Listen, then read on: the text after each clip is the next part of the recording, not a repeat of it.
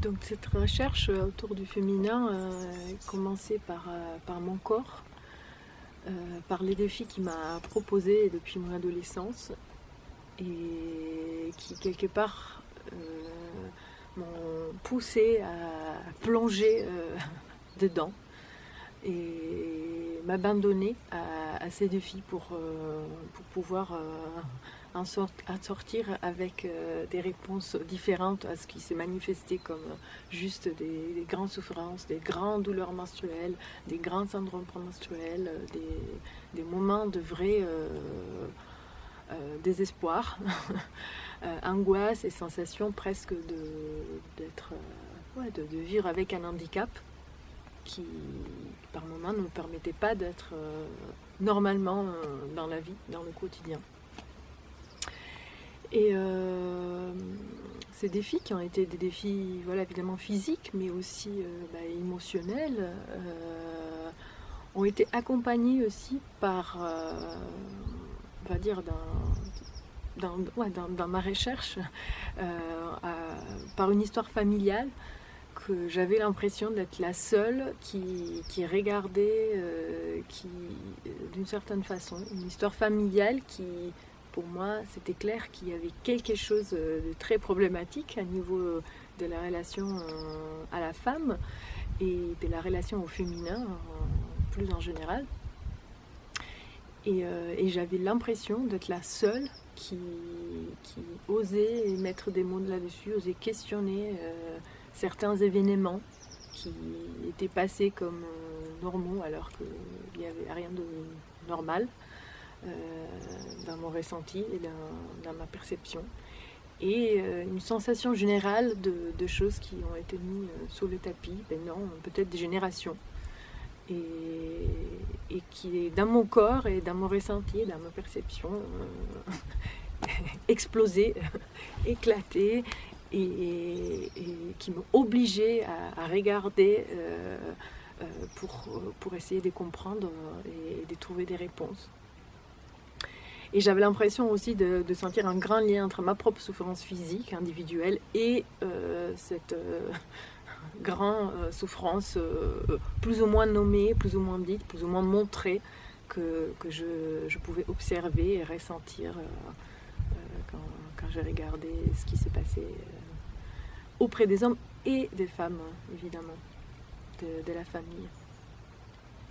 Donc poussée par tout ça, j'ai commencé une recherche qui est passée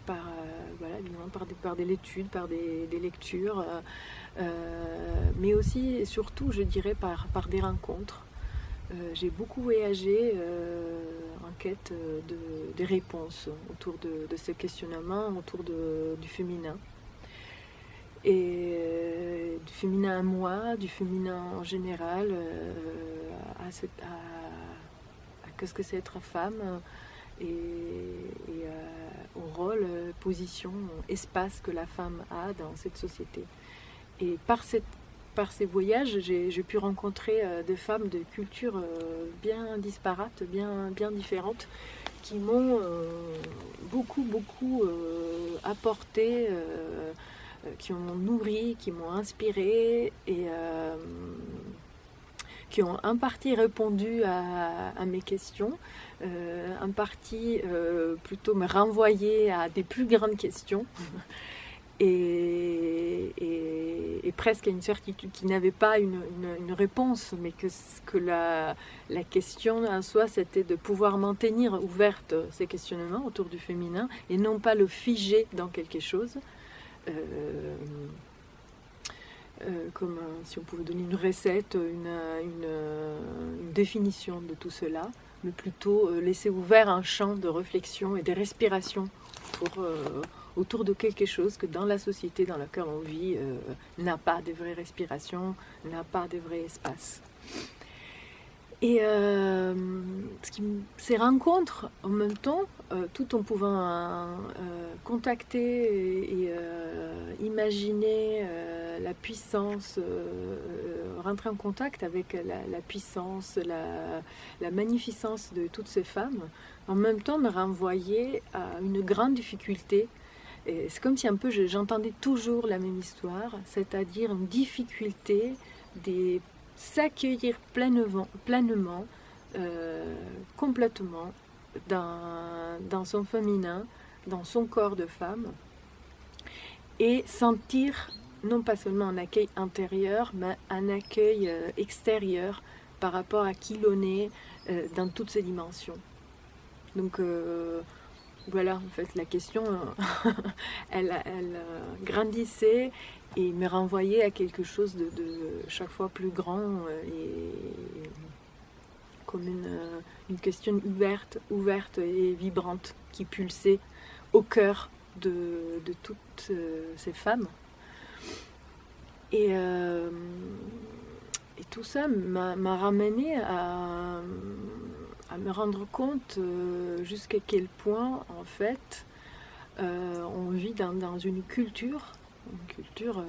patriarcale qui a enfermé les femmes en dehors de leur propre corps. Quand je dis que les femmes ont été enfermées en dehors de leur propre corps, je veux dire que ce qui nous est proposé d'un côté, c'est une image stéréotypée de la femme qui a très très peu à voir avec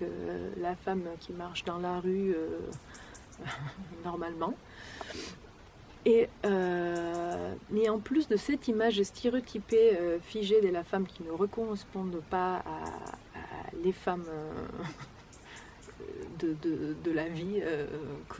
que je rencontre, que je vois, que j'observe. Donc il y a cette image stéréotypée de la femme qui s'affirme et qui d'une façon très erronée se superpose d'une façon erronée et vraiment maladroite à un stéréotype et à une image figée du féminin. Donc il y a une superposition entre la femme et le féminin, en faisant donc une question de genre, alors que le féminin, pour moi, peut respirer en tant que principe de vie. Et c'est quelque chose qui ne concerne le genre, ne concerne que les femmes, mais c'est une forme, un esprit, une force complémentaire au principe masculin par lequel, dans la rencontre de quoi peut jaillir la vie. Quand je dis que la femme est enfermée en dehors de son propre corps, je fais référence au fait que dans cette culture, dans le système économique dans lequel on vit, dans la société dans laquelle on vit, la conception du temps, c'est celle d'un temps linéaire, c'est-à-dire un jour après l'autre, dans quelque chose de très, très linéaire, très plat, avec une idée de conquête de but après but, avec une idée des croissances infinies, avec une idée de aller de l'avant, alors que l'expérience de la femme est une expérience cyclique, c'est-à-dire que son corps est encodé avec cette information de la cyclicité de la vie, en écho avec la cyclicité de la nature. Donc comment faire pour habiter pleinement son propre corps et donc être à l'écoute et en connexion de cette cyclicité quand le modèle accepté, reconnu, célébré et autorisé à l'extérieur, c'est celui d'un modèle linéaire. Je pense que ça c'est un questionnement fondamental et qui est encore très peu présente dans notre culture et qui, je trouve vraiment être un endroit où c'est très important de commencer à poser l'attention pour pouvoir aussi peut-être trouver des réponses à toutes les questions qui se posent à un niveau de l'écologie et à niveau de ce qui se passe sur la planète. C'est-à-dire que la femme est encodée avec cette cyclicité de la vie et avec ce mystère de la vie, mort et renaissance. c'est celle qui expérimente à chaque fois dans son corps, pendant entre 30, 35 ans, 40 ans de sa vie, pendant ses règles, ses menstruations, ses lunes. Choisissons le nom qu'on veut poser sur ce moment de saignement qui se présente pendant des années dans notre vie et qui disparaît au moment de la ménopause. Ménopause qui fait partie de cette cyclicité, qui n'est pas la fin du lien de la femme avec la cyclicité, mais je dirais c'est le moment de la vraie intégration intérieure de cette cyclicité. C'est le moment dans lequel, selon certaines traditions, on dit la femme rentre dans sa pleine puissance, puisqu'elle a intégré ce mystère que la cyclicité qu'elle a pratiquée pendant toutes ces années de sa vie menstruelle lui ont enseigné pour enfin s'affirmer complètement, s'accueillir pleinement et devenir pleinement ce qu'elle est. Tout ça, ça peut sonner vraiment étrange, puisque effectivement, dans la société dans laquelle on vit, l'intérêt qu'on pose sur la femme n'est pas du tout je dirais, dans la compréhension de son accomplissement, mais plutôt est posé sur des critères qui vont répondre justement à ces stéréotypes de femmes féminins figés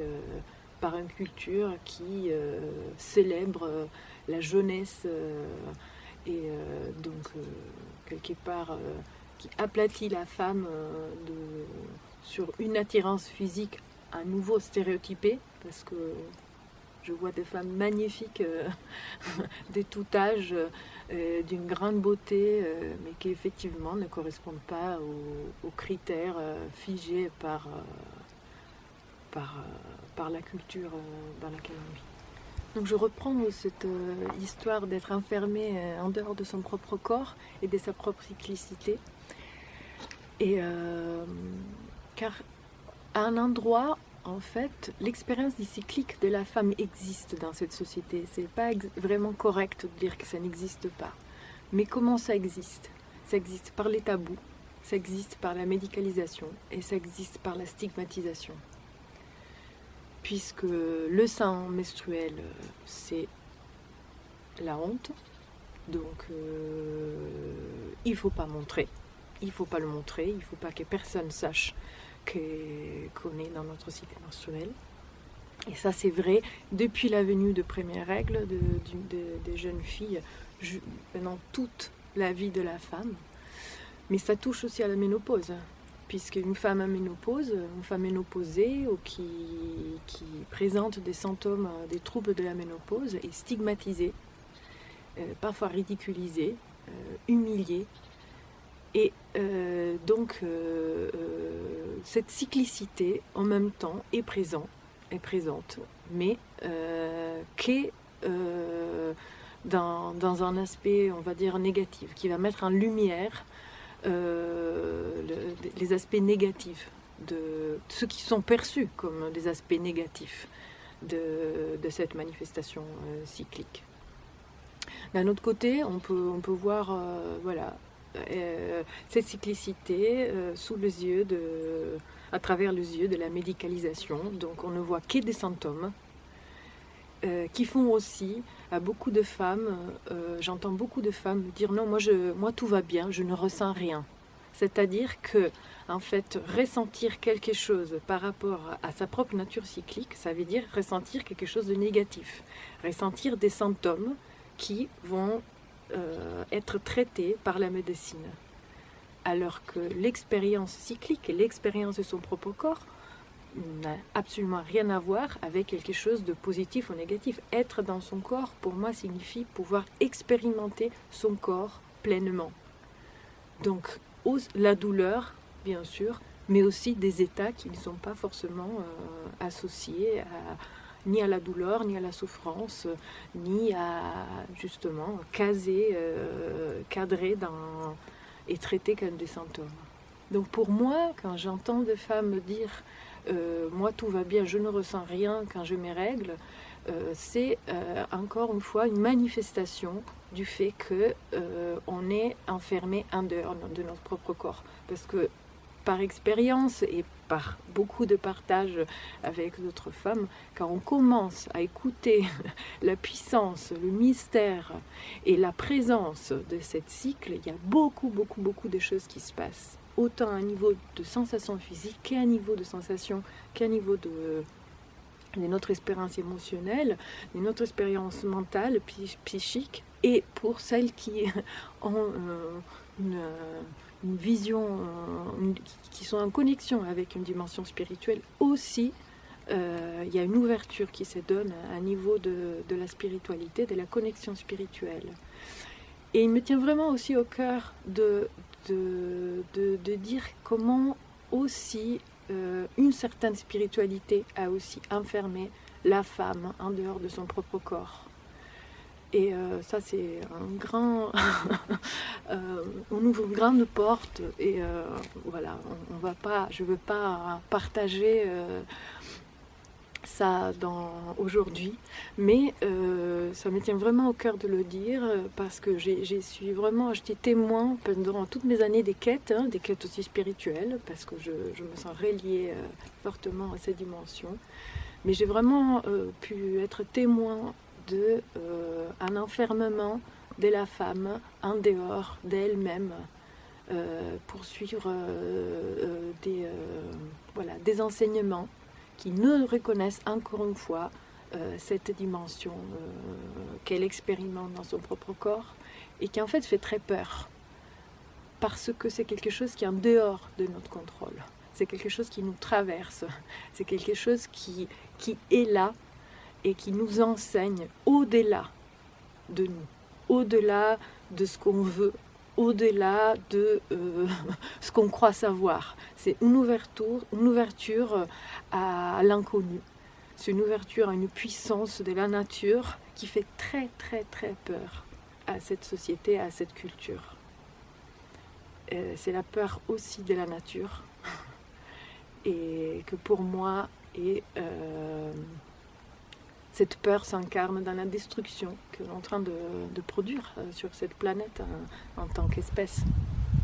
Être coupé de sa propre expérience cyclique, pour moi, est un fait qui n'est pas du tout anodin, car on se retrouve coupé à beaucoup des niveaux. L'un des niveaux qui est fortement impacté par ce que je peux observer dans les récits de femmes, dans les partages, en séances individuelles, dans les ateliers, dans les stages, et leur lien à la sexualité, à leur désir et à leurs élans créatifs. C'est-à-dire que quand on se cherche toujours dans un espace de performance, que ce soit à niveau de ce qu'on peut faire, manifester dans la vie, de ce qu'on peut créer et de ce qu'on peut ressentir, désirer et expérimenter dans son propre corps et dans sa propre sexualité, en fait on ne se retrouve pas, car notre corps, il a une autre histoire, il nous raconte une autre histoire et qui a besoin d'être entendu et accueilli. Et dans une sexualité qui, par contre, une sexualité basée sur la performance, qui se propose des buts à conquérir, notamment l'orgasme, mais pas que, l'expérience